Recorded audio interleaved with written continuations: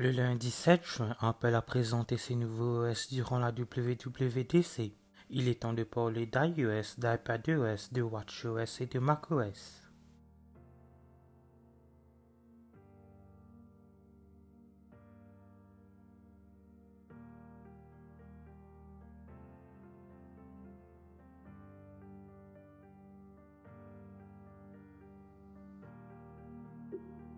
On aura droit à des améliorations de FaceTime comme le J 3D, le mode portrait pour flouter les arrière-plans, et une vue en gris pour regarder plusieurs personnes en même temps. Apple permettra également aux utilisateurs d'envoyer des liens pour programmer des appels FaceTime comme des liens Zoom. Les utilisateurs peuvent également partager leurs écrans ou leur musique grâce à une nouvelle fonctionnalité logicielle appelée ShareTimes. Les appels FaceTime sont également désormais pris en charge sur Windows et Android via le navigateur, et c'est la première fois que FaceTime est pris en charge sur toutes les plateformes. Il y a une refonte d'iMessage qui inclut des fonctionnalités qui affichent les photos envoyées par message à une sorte de galerie.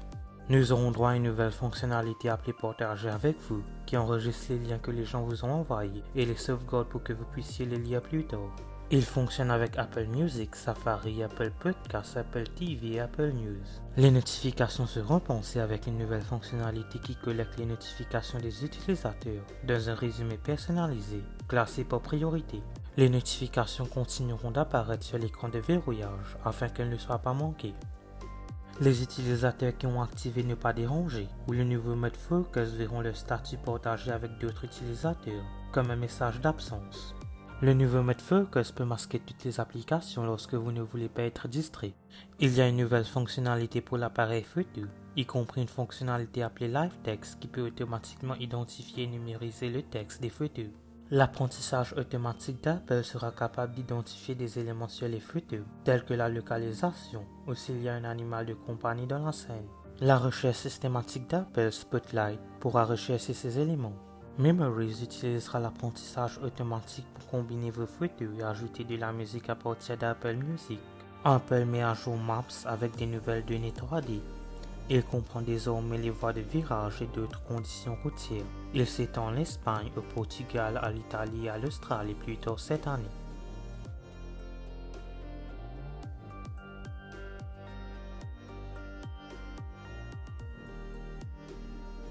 Une nouvelle fonctionnalité à venir sur les AirPods appelée Conversation Boost aidera aux malentendants à mieux comprendre à qui ils parlent en temps réel, dans un environnement bruyant. Les utilisateurs peuvent également ajuster les niveaux de bruit de fond ambiant pour aider à améliorer l'audio. Siri pourra également lire les notifications importantes si vous le souhaitez, au lieu des appels et des messages entrants.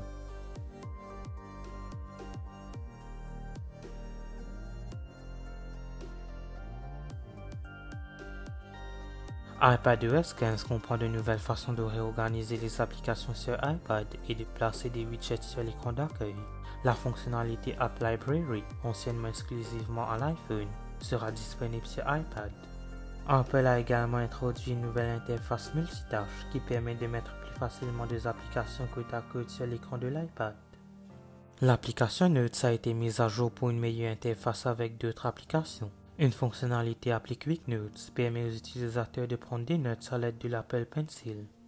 Une nouvelle version de l'application Translate pour iPad permettra aux utilisateurs de parler et de traduire la discussion en temps réel. L'application d'Apple pour apprendre à coder, Swift Playground, peut désormais créer des applications complètes qui peuvent être soumises à l'App Store.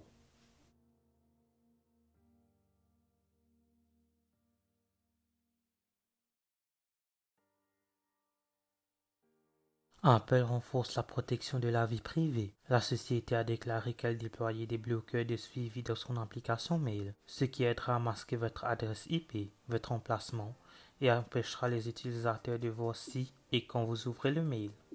Il cache également l'adresse IP des trackers de Safari. Apple ajoute également une section de rapport App Tracker aux paramètres où les utilisateurs peuvent voir à quelle fréquence les applications utilisent les informations au cours des 7 derniers jours et découvrir les domaines tiers contactés par l'application.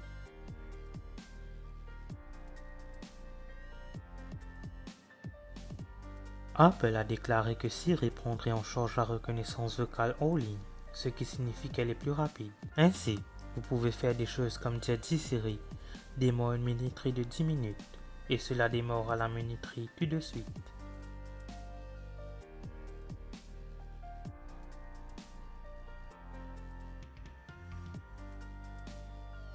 Apple a annoncé un service appelé iCloud Plus qui inclut des fonctionnalités supplémentaires pour la confidentialité en ligne. Il est inclus dans les prix actuels d'iCloud. La fonctionnalité la plus importante est Private Relay, qui achemine le trafic web via deux serveurs distincts pour masquer celui qui utilise Internet et ce qu'il cherche. Il agit donc comme un VPN.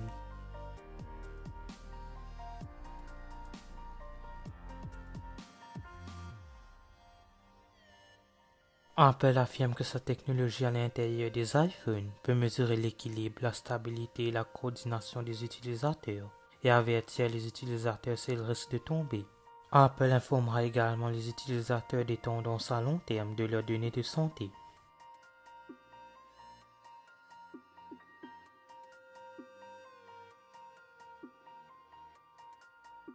Apple a dévoilé la dernière version de son logiciel d'Apple Watch, WatchOS 8. Il comprend des nouveaux cadrans de montre qui peut utiliser une photo prise en mode portrait comme arrière-plan. Apple a également ajouté une nouvelle fonctionnalité permettant aux utilisateurs d'écrire du texte avec leurs doigts pour envoyer des messages directement sur la montre.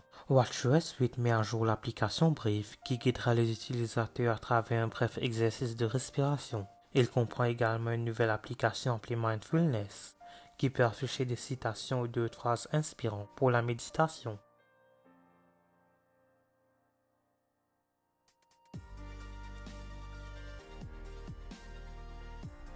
La dernière version de macOS est nommée Monterey d'après la ville balnéaire pittoresque de la côte centrale de Californie. Il possède de nouvelles fonctionnalités qui permettent aux utilisateurs d'utiliser le même souris et le même clavier sur un Mac et un iPad.